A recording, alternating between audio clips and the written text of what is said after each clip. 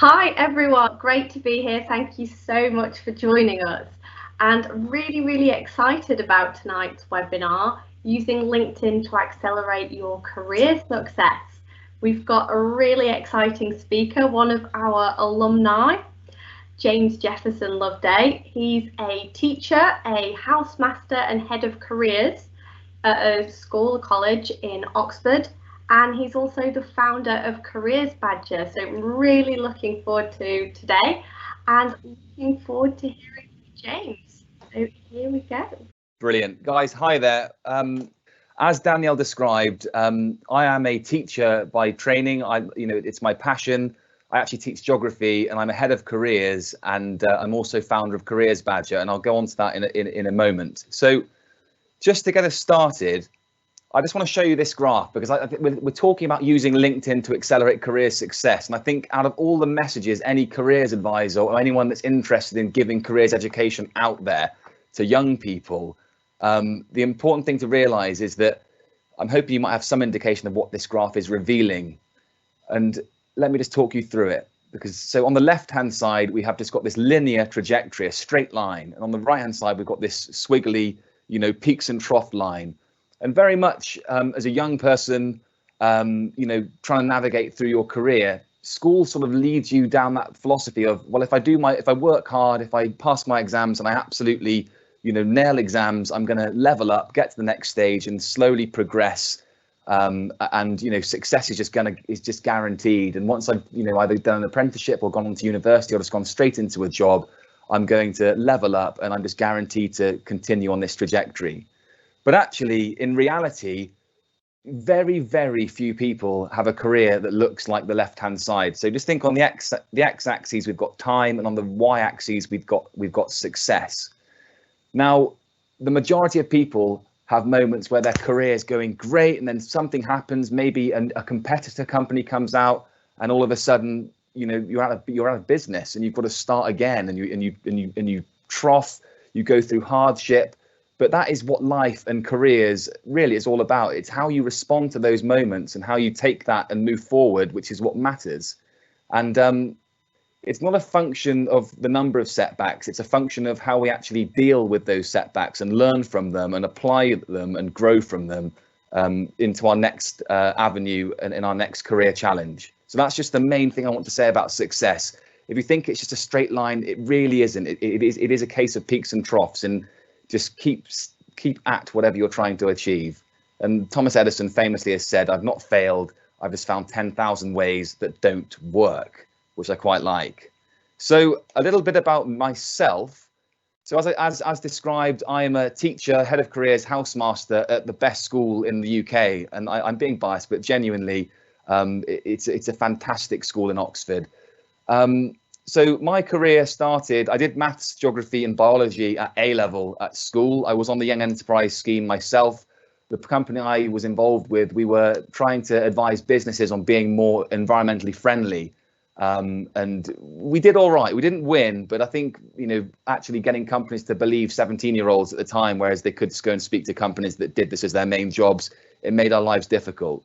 But that really sort of got that entrepreneurial bug implanted within me. And so, teaching, creating resources, I'm exercising and flexing those entrepreneurial muscles, and actually going on to the Careers Badger element has really allowed me to sort of enjoy that avenue of my life. So I did geography at Southampton University, and then really I had no clue what I wanted to do upon leaving university. And my mantra at the time when I was at university was very much, let's just put all the hard work in, focus on getting the best result I can, and then I'll worry about my career.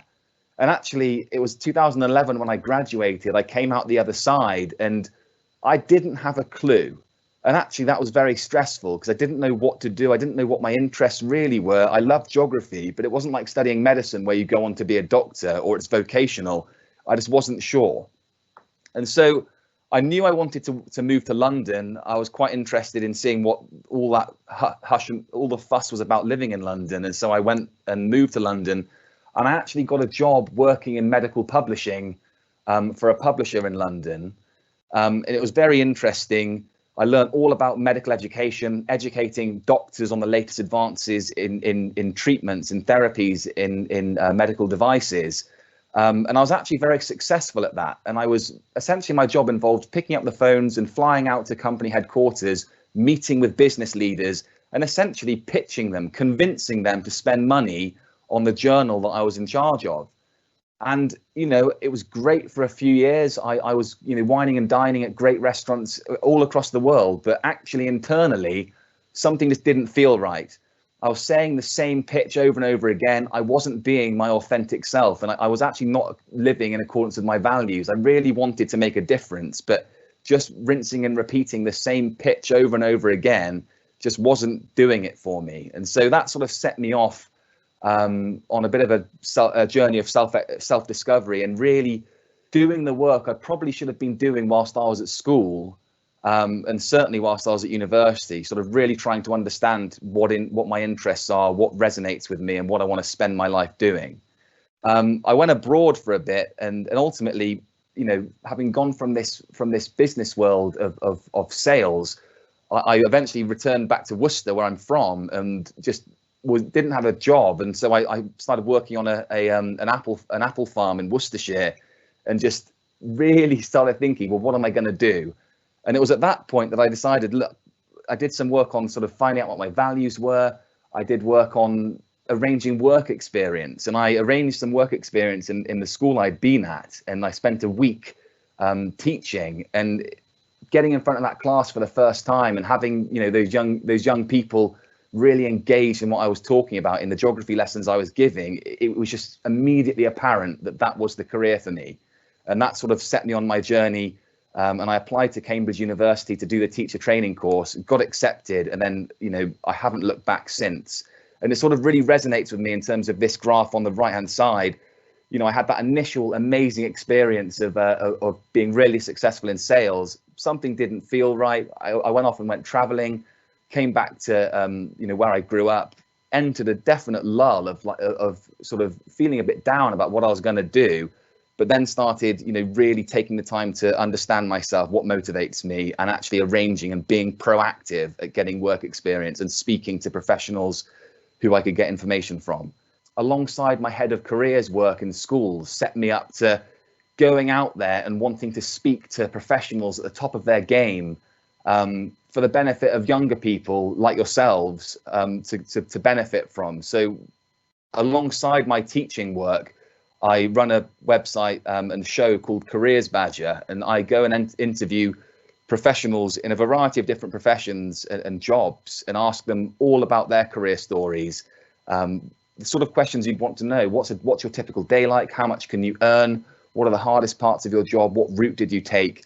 And forgive the self-plug here, we will go on to the content. I've recently done a episode with Camilla Long, who is a journalist who talks about her career as a journalist, and she talks about the fact that she sent out 65 job applications, nothing, and it was only on the last application, the 65th, that actually someone gave her first sort of ticket into the industry.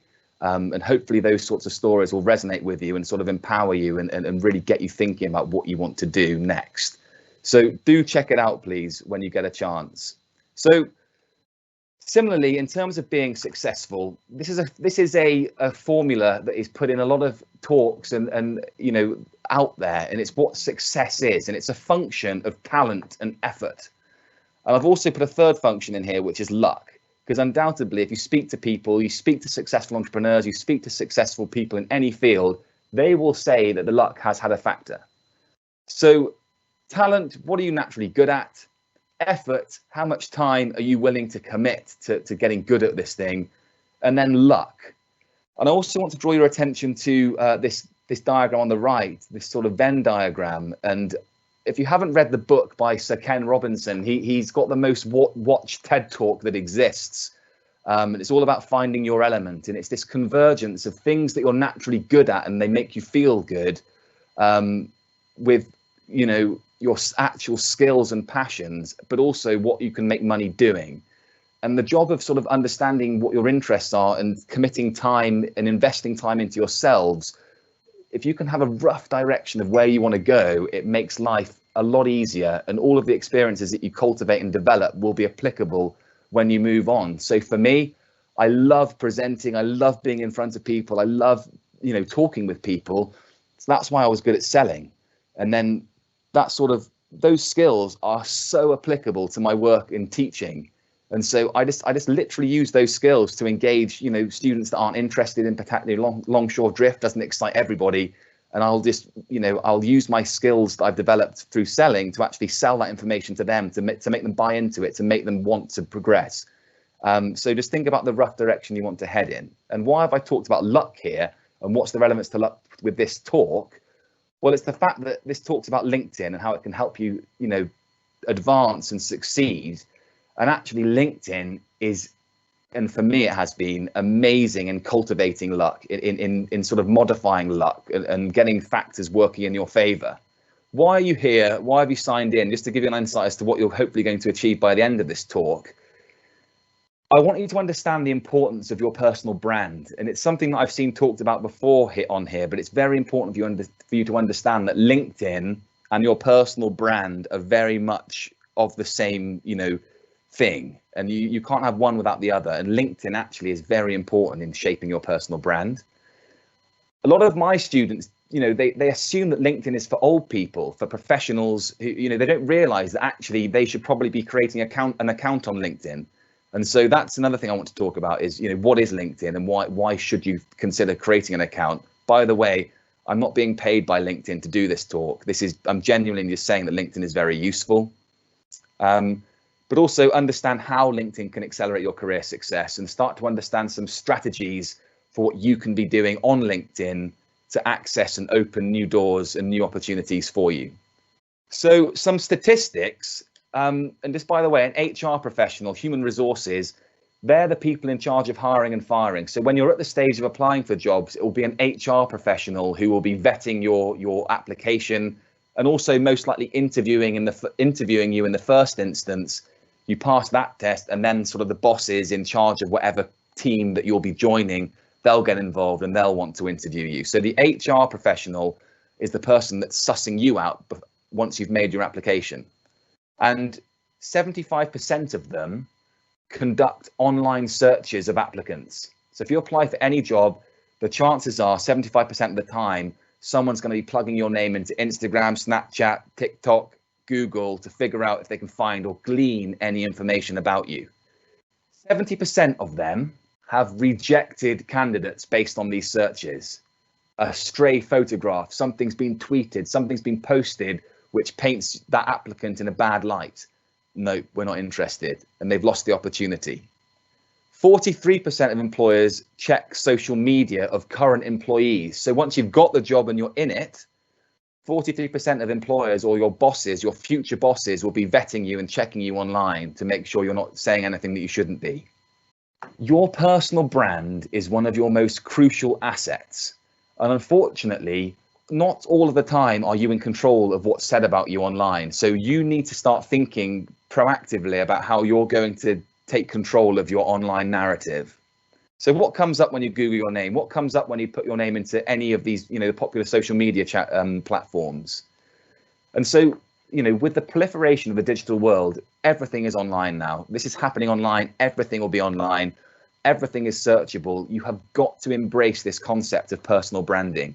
You are essentially a product. You're doing all your education. You're getting your certificates. You're getting your exam results. You're building experience. And ultimately, there's a finite number of the jobs that you're interested in. And you really need to understanding the importance of your personal brand in getting those jobs. Jeff Bezos talks about your personal brand being what others say about you when you're not in the room. And I want you to imagine that you are in a room surrounded by everybody you know. And in the center of that room is a table, and on that table is a box of chocolates. Okay? Upon taking or eating one of these chocolates, you cannot lie. You have to tell the truth. Everybody in that room, your mum, your parents, anybody, your teachers, your friends, people you don't know but you've met, they eat a chocolate, and then you leave the room. And they're asked to say, what do you think about you? What do you think about that person who's just left the room? And they just start spilling out everything that they think about you. What do you think they're going to be saying? And just start writing down some ideas. Are you a bit messy? Are you late to stuff? That's the negative side, but also think about the positive side. This guy can actually, he's always on time, he's reliable, he gets people on side. And those thoughts that you're having, things you're writing down, those will indefinitely be what people are thinking potentially. Obviously, we all have our self-critic that will sort of be saying, you're useless at this, but 60% of what you're writing, people may think that. A personal brand is the unique combination of skills and experiences that make you who you are. And it's all about how you present yourself to the world. So we've got this, again, I love Venn diagrams, by the way. We've got how you see yourself and how others see you. And that zone of convergence is your personal brand, okay? So it is about how you see yourself, but it is also about how others see you. An effective personal branding, it's so important. It allows you to differentiate yourself from the competition. It allows you to build trust with employers and other professionals. It allows you to get the opportunity, get the interview, get the business deal, get the job, get the good word said about you, get the recommendation. And that ultimately will let you get those career opportunities. And rather than you just applying blindly through a blanket online submission and your application is in a sea of 1,000 other applicants, all this stuff and all this work that you'll put into your personal brand will allow you to stand out. So the good news is you are bang on the right age to absolutely get into the good habits and get your, if you're still at school, for example, your online persona, you can cultivate it and take control of it right now. And I know a lot of people, when I was in sixth form, Facebook just launched and people were posting thousands of pictures of themselves. All of a sudden, suddenly becomes important to sort of modify your online content. And, they've all been through their accounts, deleting photos of them being stupid because they're concerned about what their employers are thinking. So you are bang on the right age to sort it out now. So this is what you want to try and avoid. And fortunately for these chaps, they have beer boxes over their heads. But, we've all seen silly photos of people. And if that's online, it can cost you getting the opportunity. Managing your personal brand and social media is crucial for this. So we're all familiar with, Insta, YouTube, Snapchat, TikTok, Twitter, Facebook. LinkedIn very much is the professional social media. And don't think that you need to have a job, you need to be a professional to have one.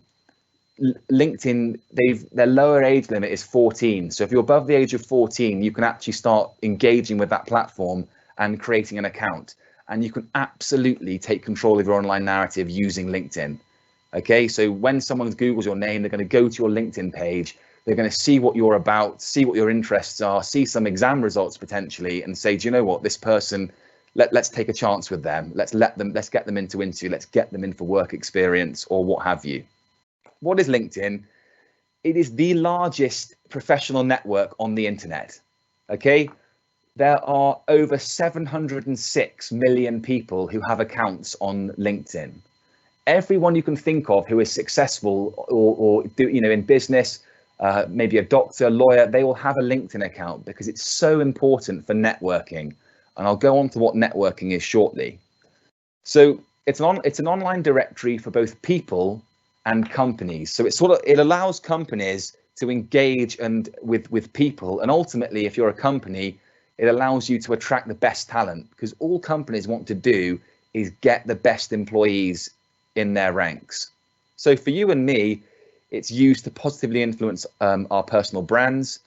Use it to network, that's to message anyone. And just so if you're not sure what networking is all about creating relationships with people who facilitate, enable you to progress and achieve your career ambitions and your career goals. So for example, you want to work at Google, you want to work at, in a tech firm, you might find someone on LinkedIn and ping them a message and they might give you an opportunity. Okay, and that is what networking is. Use it to access great content. So we'll go into this. LinkedIn, companies post all the time about what they're doing, what the latest things are that they're up to. And by having that access to that feed, you can be confident that you're not going to miss out on understanding what the company is trying to achieve.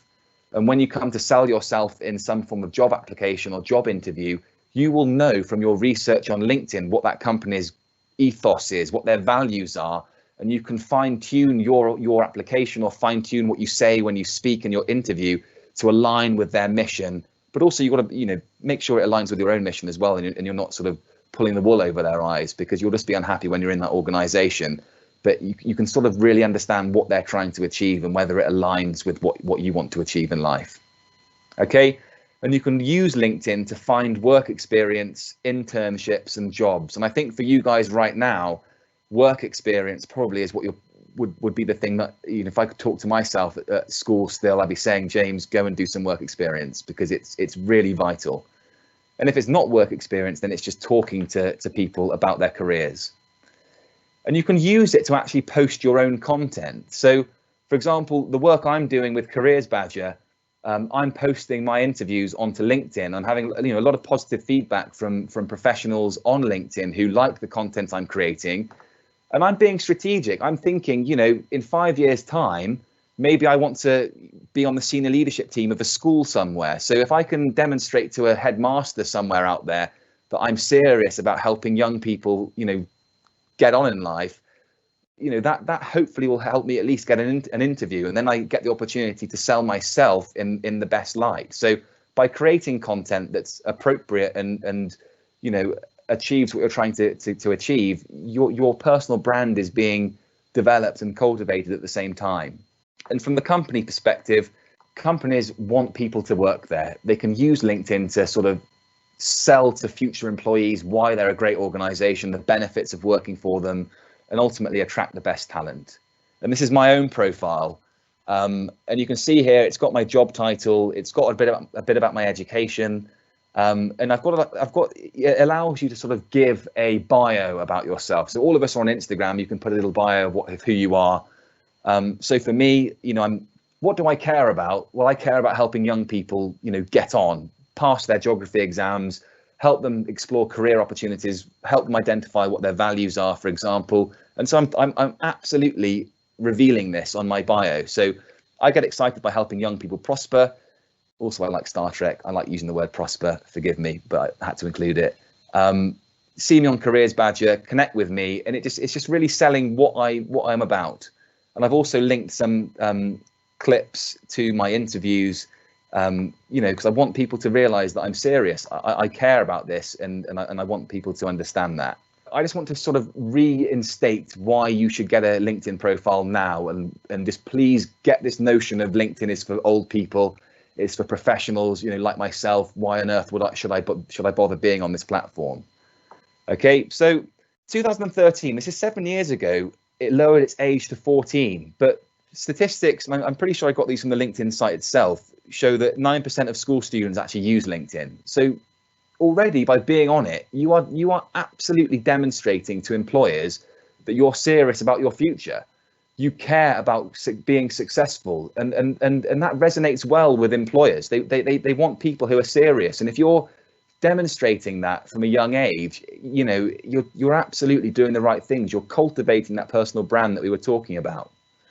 And also it sets you up for career success. So 1.5 million work experience, internship, part-time job opportunities are up for grabs on LinkedIn. So wherever you are, you can search by geography, you can search by location, and you just might find an opportunity that applies to you and that you want to have a go at.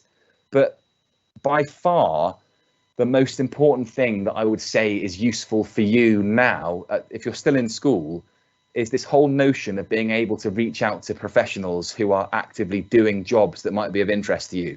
Because there is no better way of gleaning information about what a job is like than talking to people who are in those jobs in the first instance, and then actually from those conversations, maybe actually, being bold and saying, do you mind if I had a day of work experience? That might progress to a week. And then lo and behold, you go off, you finish school, you've created that connection, you go to university, or you do your apprenticeship, you come out the other side, and then you can then get back in touch with that person and say, listen, I'm ready to be employed now. Are there any opportunities up for grabs? And then absolutely, they might connect you with the HR team, And you know, it's all about, we talked about that equation with the luck element involved. You're creating your own luck essentially. And it's easy to search for things, companies, people, latest trends of interest. So you can speak authoritatively about topics of interest, careers of interest, when you talk to these people, these professionals, about what interests you. So yeah, this is all about taking control of your online narrative. Post your skills and interest and something you're proud of. So if you've done a project at school, maybe even your young enterprise project, absolutely post that onto your LinkedIn page. If someone came to me and wanted to be a teacher and just, you know, said, look, I've created this resource on you know, anything geography, I keep saying coastal, you know, longshore drift, I would absolutely be impressed and say, do you know what, come in for a week of work experience and, you know, see how it goes. They then can put that on their CV, they can put that work experience on their LinkedIn, and they're standing out. They're absolutely, their online persona tells an employer that they're serious. So let's take this for example. So personally, I'm fascinated by technology. So DeepMind is a company that exists. Demis Hassabis is the founder, CEO of DeepMind. And if you get on Desert Island Discs, he's done a phenomenal Desert Island Disc where he talks about his career, his life. And DeepMind is the leading company in artificial intelligence. Okay, they were bought by Google in 2014. And they've got a page on LinkedIn, and on this page they post everything that they're up to. Okay, so for example, I looked at it earlier, and on here we've got an opportunity. Are you a student, researcher, or just curious about the world of artificial intelligence? We've created a learning resource page to help people at different stages of their lives. If you weren't on LinkedIn, you potentially would have missed that. And if you wanted a job at DeepMind one day, you know, and you went into interview and you were asked about, well, what's the company doing right now? You might not be able to answer that question, but just by being on LinkedIn, and you can just like on Instagram, you can follow influencers, you follow companies on LinkedIn, and it updates your feed with recent posts from these companies, from these thought leaders. You know, Bill Gates is on there, Branson. They're all publishing, you know, their thoughts on things, and it just really allows you to speak authoritatively and have knowledge to speak confidently about certain topics. And if you love programming, absolute, you know, anything, you'll find it on LinkedIn. Okay. And the other thing is, can you see this tab? It says people. So you've got home, about, life, jobs, people. If you click on people, it's going to give you a whole sea of people that work at that organization. And then what you can do is, having created your account, created your profile, you know, you might be doing computer science at A level, for example. You can say, I'm interested in programming, I'm doing computer science at A level. And in your bio, just set yourself up as sounding like an enthusiastic student or school pupil. And then you can start pinging messages over to employees of DeepMind, and you just don't know. One might think, you know, actually, do you know what? This person's being proactive here. I'm going to give them 3 minutes of my time. And that 3 minutes could then develop into a work experience opportunity. And absolutely, I'm not saying that's guaranteed, but this is a numbers game. You know, if you messaged 100 people, maybe 3 will reply, or maybe even 1, and you never know what opportunity could be created from doing that. And I've done that myself. So, for example, you know, I finished my teacher training at Cambridge. Didn't know where I wanted to teach. I saw a job posting on a careers website for a school in Cambridge, and I used LinkedIn to find out who the senior management team were. And I actually ended up, you know, getting that name from LinkedIn and calling up the school and asking to speak to the person in charge, and that led to me being invited to go for a visit of the school. But I knew in the back of my mind it allowed me to sell myself before I'd even applied, because maybe, you know, 100 other people would have applied for that job. They can't look at that many applications. They bin half of them, and maybe my half could have been binned. And it allows the person applying for a job to stand out. It gives them that extra bit of luck.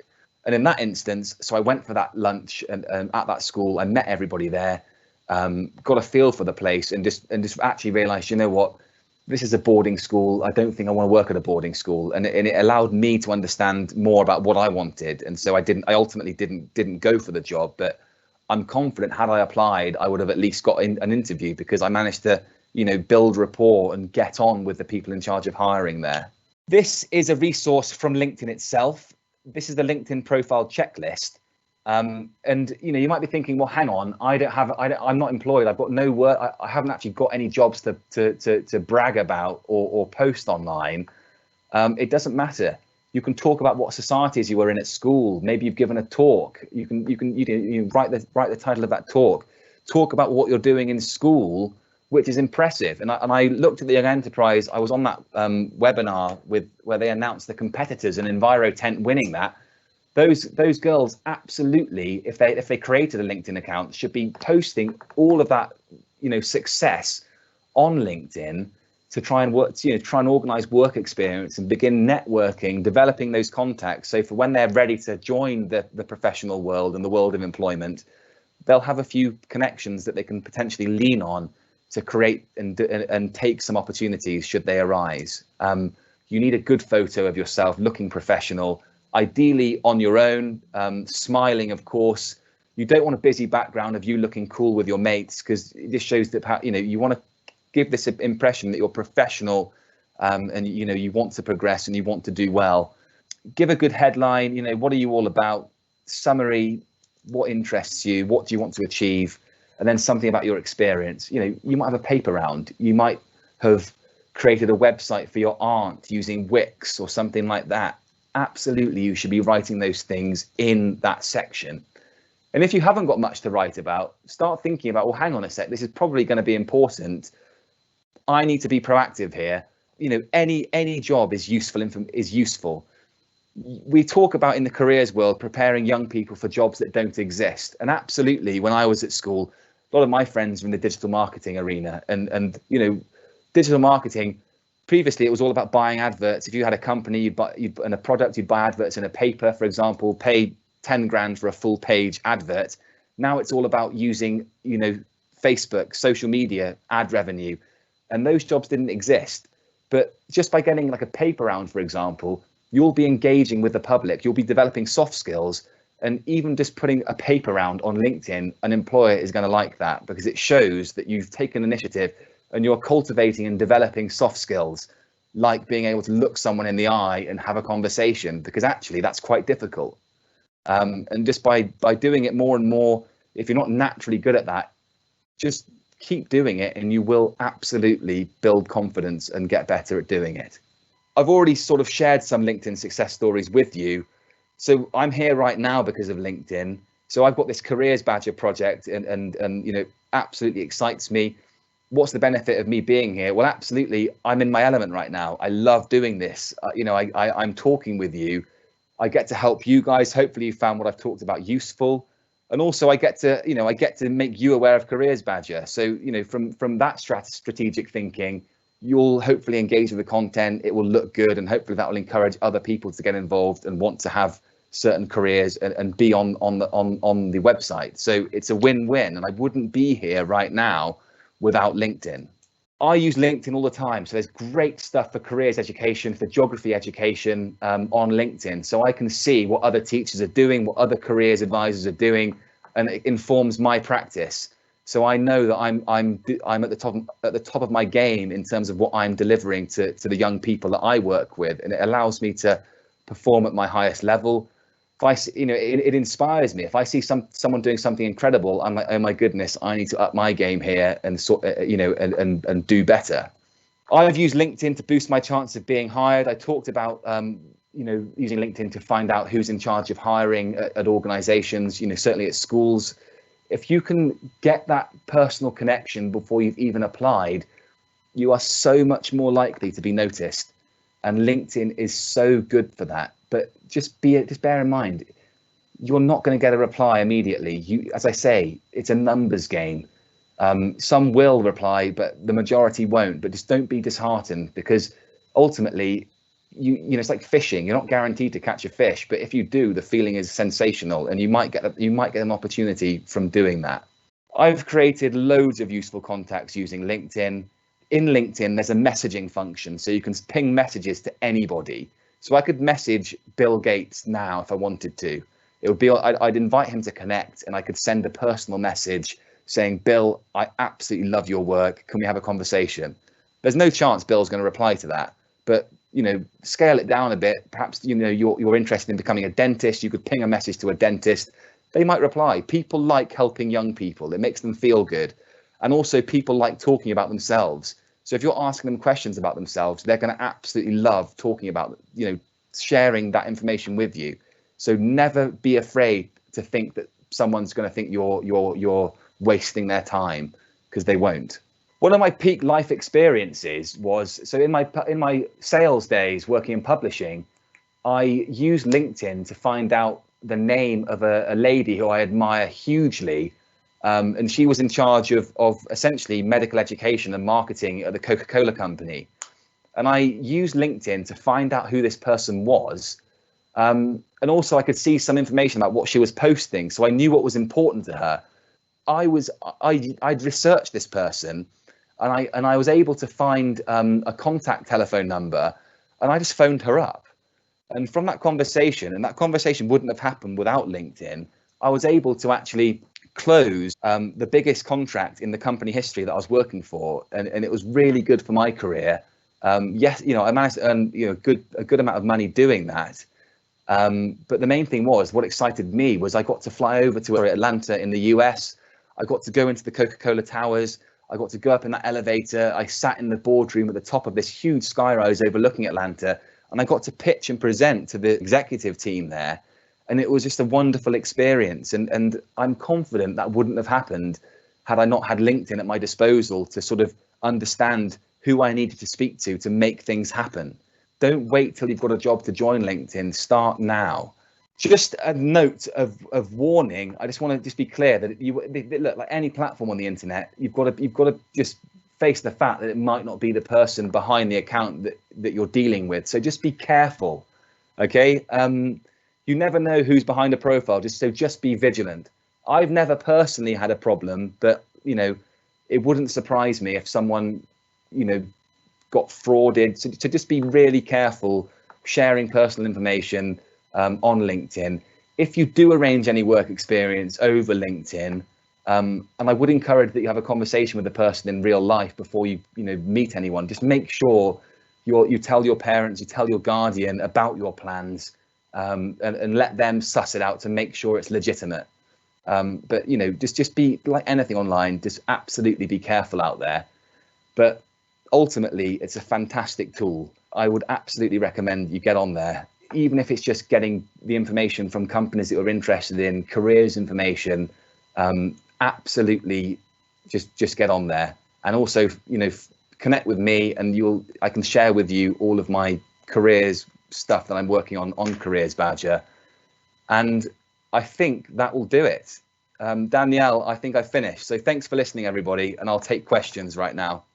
Super, that was absolutely fantastic. I really enjoyed that, and I think it's worth pointing out that we actually connected over LinkedIn. I found it really, really helpful. I mean, to be fair, it was one of those things that my dad suggested I get, and I remember thinking, what do you know about social media? And it's honestly one of the best tools I think I've found in terms of connecting with people. I do really find actually that LinkedIn, you generally tend to get a much better response and a much better conversion rate than other platforms. Have you found that?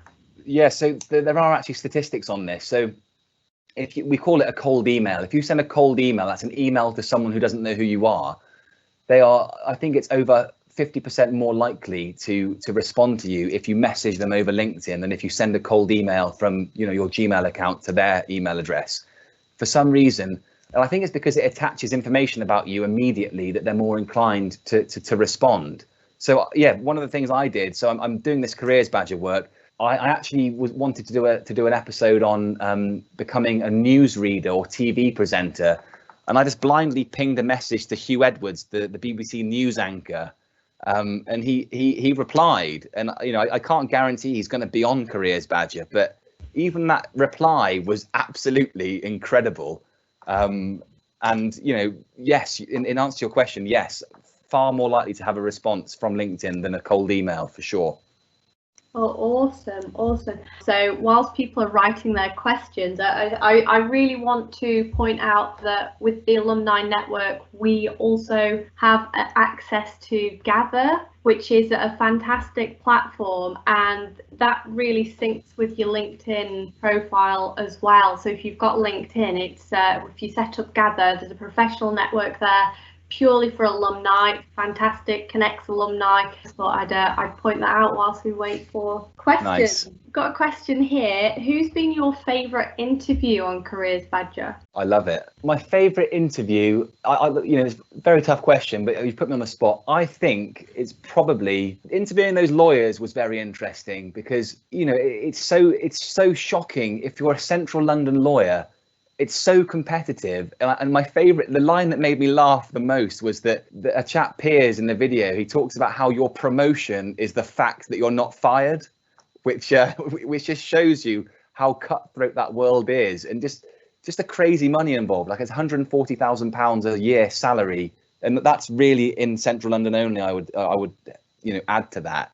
I just found just how straightforward and how sort of, if you're slacking slightly, you will be booted. That was really quite illuminating for me. I love talking to Sammy Perry, the HR director, human resources at DeepMind. She talks about how netball has helped progress, her career progression, and it just sort of really reveals just how important doing stuff outside of school is in progressing. And she's fascinated by teams, and organizations, companies are teams, and her job is to make sure that her players, the employees, are as happy as can be, so that they're going to give their best outputs and make the company at the cutting edge. And I just found that whole concept so interesting, because I think we can often overlook that we take for granted how important it is for people to make our lives, to make us happy so that we perform. And I just found that really interesting. So those two snippets were brilliant. And then the recent episode with Camilla, hearing about Simon Cowell, hearing about Donald Trump, she was in a lift with Donald Trump and she met Melania Trump. Just that world was really interesting as well. I just find it fascinating finding out about people and what they do. And so I'm not sure if you see me in those interviews, yes, I'm absolutely trying to be professional and I'm always thinking about the next question, but I'm loving life in those interviews because I just find people interesting. So I like it all, really. Oh, awesome. We've got a question from James. He says that sometimes it can be quite difficult to recognise those achievements. So you talked about trying to sort of fill your LinkedIn with all those positive things, but sometimes it can be quite difficult to sort of really see that. So how would you go around sorting that out? So I think that the person that probably knows you best in school are the subject teachers of the lessons you enjoy the most, your form tutor who you see every morning. Those people will know you. And let's be honest, there's a horrible statistic about, something about 6,000 thoughts per day and how over 70% of those thoughts are negative. And we can all absolutely really be self-critical about ourselves. And I think particularly when you're young, you're absolutely right. It's quite hard to have the confidence to say, do you know what, that is an achievement. But what I'd start off by saying is that just start writing, get a blank piece of A4 paper and start, maybe having things like, what are my interests and what evidence have I got that suggests that I am interested in this. So for example, you could have done a piece of work that you got 10 out of 10 in. You did a project that you did really well in. You could essentially photocopy that, or if it's done online, you could just attach it, to your LinkedIn account. Maybe it's an essay on something that the teacher loved, and then just get it up there. Or you might think, do you know what, I want to actually get some achievements to put on my LinkedIn profile. I'm going to go to, say you're interested in engineering and you've got an engineering club at school or a physics club. I'm going to volunteer to give a talk on graphene, for example, or something of interest. You give that talk. People are going to like that talk because you put yourself out of your comfort zone to give it, and then you can just start writing that into your profile. I gave a talk on graphene. It was well received. people, even if it's just that's demonstrating your commitment and that that is definitely an achievement.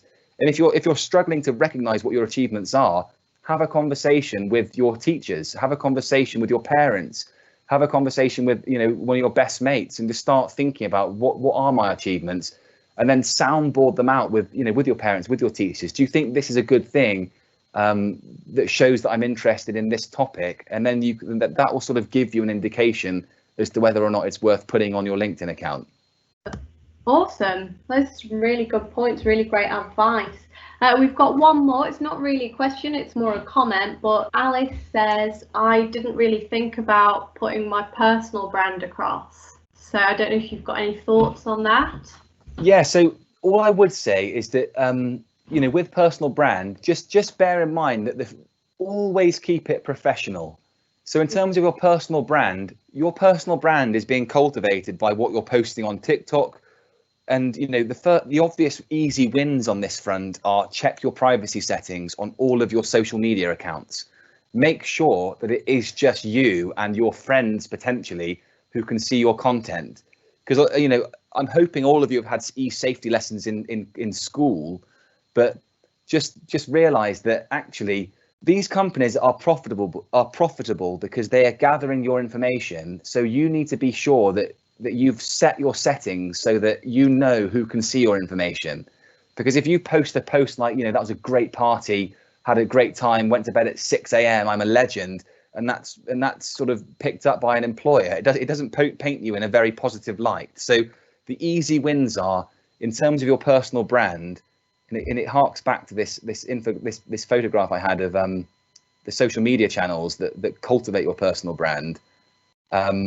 They are absolutely dictating your online persona, your online narrative. So just make the future you happy with the current you by just bearing in mind that anything you post may be seen by anybody. And I take the view that even things that I think are private could eventually, some data breach, some companies hacked or whatever. Anything shared online could be seen by anybody, is my view. So just keep it professional. Think about what interests you, and start, maybe sharing, writing articles, writing anything, sharing interests that you have, which show the potential employers that you're serious about a given field. And then when they look at your profile, they'll see that you've posted something or you've shared something, and they may think, well, this person's interested. We'll take a shot with them. If that makes sense. Absolutely, that's fantastic advice. And yeah, I sort of like how it's still a professional brand, but you are bringing that personality through. That's amazing. Thank you so much, James. I've taken a lot from this, and I really, really hope everyone else has. Where can we find you? So literally on Instagram, on Twitter, I'm at Careers Badger. Yep. If you can all do me a massive favor right now, and I hate people on their YouTube videos that do this, but if you just go to YouTube and type in Careers Badger, just subscribe, and you'll always see my latest videos on there. So I do the big 30 to 40 minute deep dives, but also I do like snippets. So I call them Badger Bites. It's sort of clips of particular questions, so that you haven't got to, I realize 30 minutes is quite a big ask. So if you're really interested, you're probably likely to sit through that. But if you just want snippets, then you'll see those bites. But the main place is careersbadger.org. And so, as I said, that website, there's a newsletter that you're very welcome to join. I hate cluttered inboxes. A lot of the people I follow, they send me an email a day, and I absolutely can't stand it. So if you just hit this register button on the website, careersbadger.org, you'll get the monthly newsletter. And so what I've done here, talking about LinkedIn, I'll create a host of other content on other platforms that are useful, other strategies that you can employ to connect with hiring people in charge of hiring decisions that you can access. So I would thoroughly recommend that you find me by registering there as well. Yeah, I'll definitely be subscribing. So it sounds really interesting, particularly the Badger Bites. Yeah, please do. And this, guys, just, I cannot stress enough, if you're at school, it is well worth spending the time, investing the time, in yourselves, really. You may have no clue, but at least sort of having some rough indication, maybe you find it interesting how things work. Just start really thinking about what you might want to do, because it saves the future you a fair amount of stress when you've perhaps done some work experience and you can put that on applications. Just get thinking about it is my main message. Get thinking about the future and what you want to do.